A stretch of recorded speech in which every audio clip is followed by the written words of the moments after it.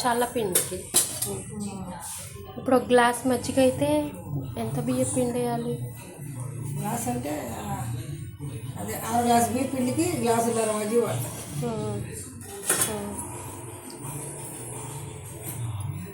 చాలు.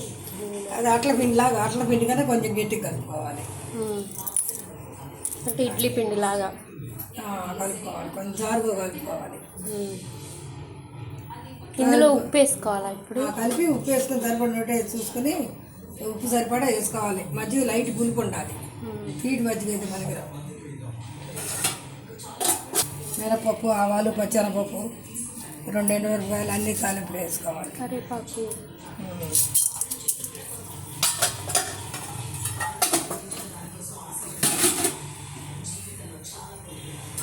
అల్లం వేస్తారా? అల్లం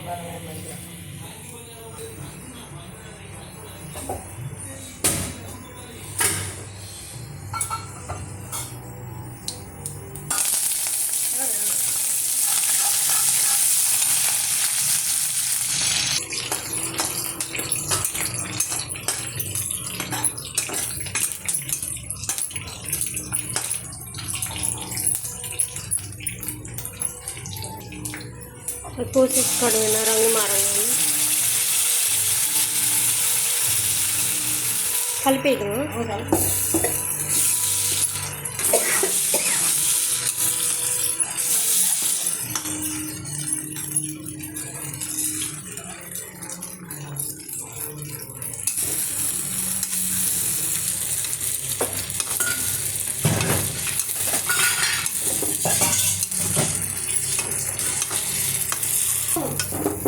కలుపుతూనే ఉంటేనే అయ్యిద్ది, లేకపోతే అడుగంటి పాడైంది.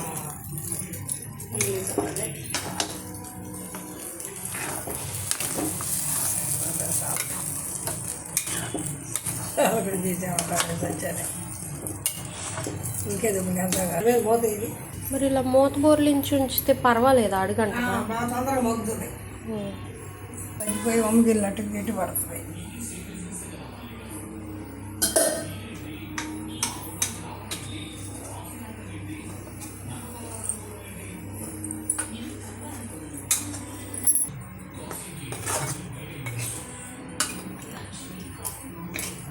బాండీకి అతుక్కోవాలి. అతుక్కుంది అనుకో నూనె చాలినట్టు. అప్పుడు మరి మధ్యలో కొద్దిగా కొంచెం నూనె పోసుకోవాలి. కలిపేటప్పుడు అర్థమైందా? అడుగండి అడిగి అంటకుండా కలపాలి. గట్టిగా నొక్కాలి ఎక్కడికక్కడ.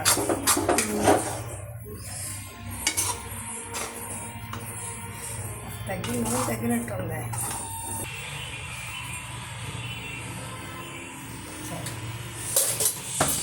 కలుస్తుందా అందులో?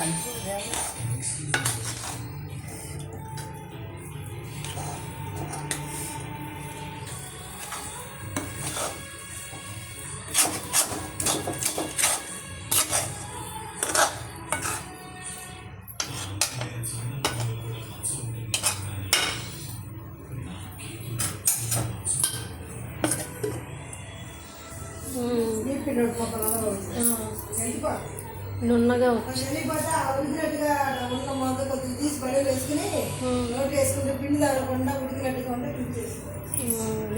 పిండి తగలకుండా ఉడికినట్టు ఉంటుంది అంటండి నోట్లో వేసుకుంటే. అప్పుడు ఇంకా స్టవ్ ఆఫ్ చేసేయచ్చు. కానీ అడుగంటకుండా జాగ్రత్త చూసుకుని కలుపుకుంటూ ఉండాలి. చాలా టైం పడుతుందండి, కలుపుతూనే ఉండాలి, లేకపోతే ఇల్లండి. చివరి చూసారా ఇలా అడుగంటిపోయిద్ది. కలుపుతూ ఉండాలి అలా అడుగంటకుండా.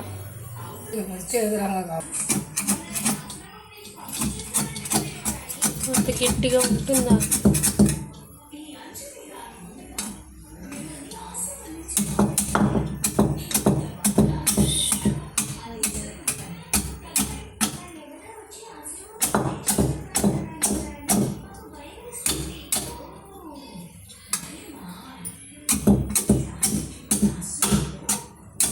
ఒకవేళ తీటని రాపితే ఏం చేయాలి?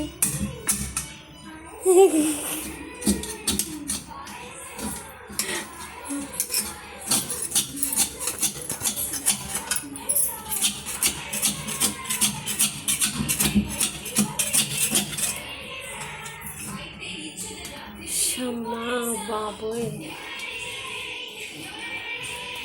కాసేపు మూత పెట్టు కొద్దిగా అందులో మజ్జిగ కదా అన్ని వేడి ఎక్కువ ఉంటుంది. ఇవి ఇంకా అయిపోయినట్టేనా అన్నమాట.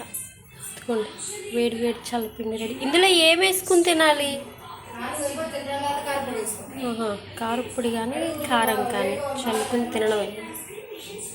Ready to eat friends, try it.